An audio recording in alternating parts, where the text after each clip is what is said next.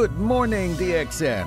Welcome to DXN, the world's largest Ganoderma producer. Started its journey in Jitra, a small town in Kedah, Malaysia in 1993.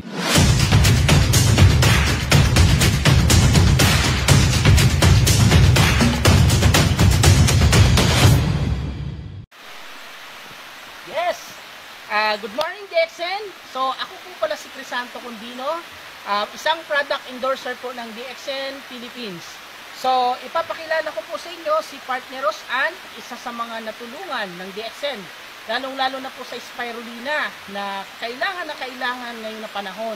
Lalong-lalo na po sa mga babae kasi siya dati, meron siyang tinatawag na hindi normal ang kanyang menstruation at syempre, magkakaroon din siyang tinatawag na mayuma. So, tatawagin ko po ngayon si Partner Rosann para magbigay po ng kanyang history about DXN. Partner, pwede pa siya naman yung kalaman about DXN product. Okay? Ito, partner, walang problema. Good morning po. Ako po si Rosann Saurelio. Dati po akong may polycystic ovarian syndrome o yung in-demand na sakit ngayon sa mga kabaibaihan, ang PCOS.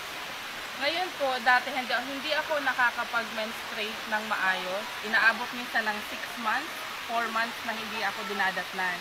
So, ang ginawa ko, nagpa-check up ako sa OB-GYN. Hindi nga na-find out na may PCOS daw ako. Almost 2 years, umiinom ako ng hormonal ng pills para pambalance ng hormones ko. Pero wala pa rin nangyayari. Pag tinitigil ko yung pills, tumitigil din yung menstruation ko. Ngayon, nakilala ko si DXN. Trinay ko yung Lyngsy Coffee na inalok sa akin. Yes, coffee.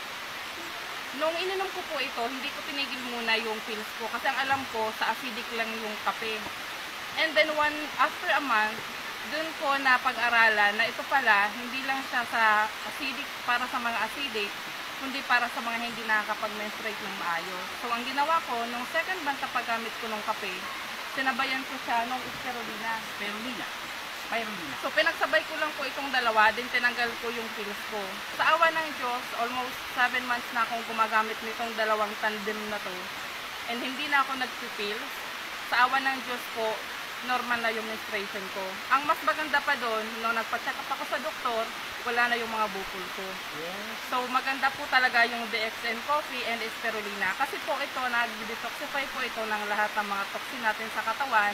And ito naman po, nagpupuno ng mga nutrients na wala sa katawan natin. Kaya nagbabalance yung hormones.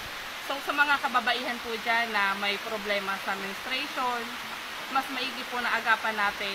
At yung natural na food supplement, yung itry natin kaysa sa mga synthetic na gamot. Partner. Okay. Yes. So, si Partner Rosann po, isa sa mga testimony natin po dito sa Lagunoy. So, yan. So, maraming salamat po. At ito po na short video na ito, ilalagay namin po sa FB. Then, sa mga gustong sumubok. So, mag-comment po kayo. Then, pag nag-comment po kayo, maganda po yung comment nyo. Sasagutin namin po kayo kung ano po yung mga katanungan nyo. And good morning po sa lahat. God bless po. Good morning, DXN.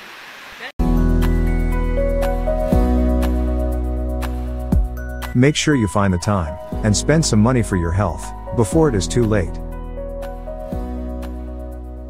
DXN products help your body to maintain optimal health. Give them a try, and you will feel the benefits of DXN products in a more natural way. Thank you for spending your time with us.